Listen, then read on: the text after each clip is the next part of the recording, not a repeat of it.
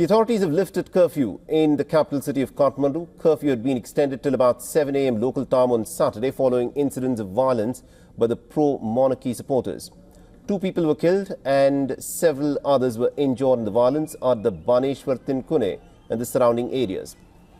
Now, the administration responded by prohibiting people from taking part in the rallies, protests and demonstrations.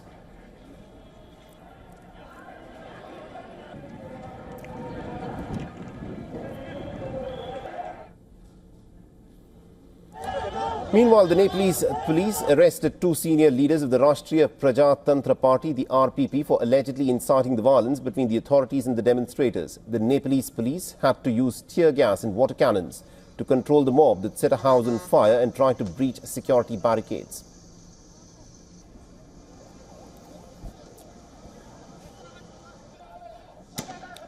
The report suggests that at least about 7 people have sustained bullet injuries and are currently undergoing treatment at hospitals. The Rastriya Prajatantra Party and the supporters of the erstwhile king Gyanendra Shah have been demanding for the restoration of the monarchy after the former king called for public support in a video message. Meanwhile, thousands of anti-monarchy protesters backed by the Socialist Front held their own demonstrations, chanting slogans like "Down with Monarchy" and "Long live the Republic." The opposition bloc fought an armed rebellion between 1996 till 2006 to oust the monarchy. It is impossible for the monarchy to come back. It is ridiculous to even think that something that is already dead and cremated could come back to life. The Gyanendra, who left the royal palace to live as a commoner, has not commented on the calls for the return of the monarchy. In 2008, Nepal transitioned into a secular and federal democratic republic through a parliamentary declaration that abolished its 240-year-old monarchy. And our correspondent Saloni Murarka has sent us this report from Kathmandu. Listen in.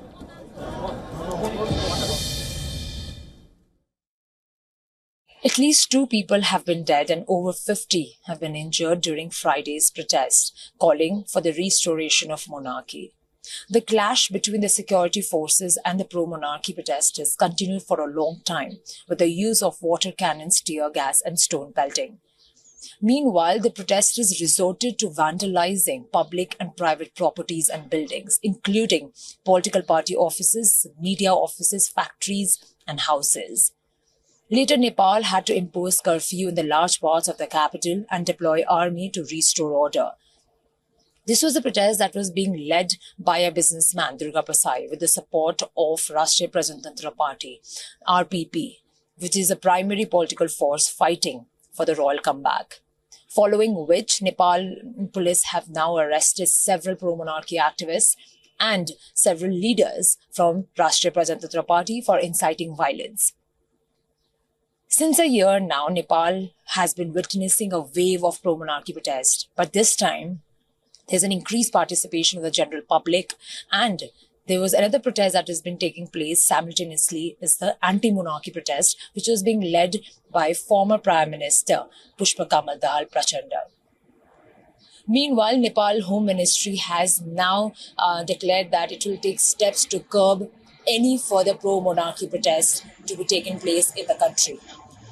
Saloni Murarka for WION World is One in Kathmandu, Nepal. For all the latest news, download the WION app and subscribe to our YouTube channel.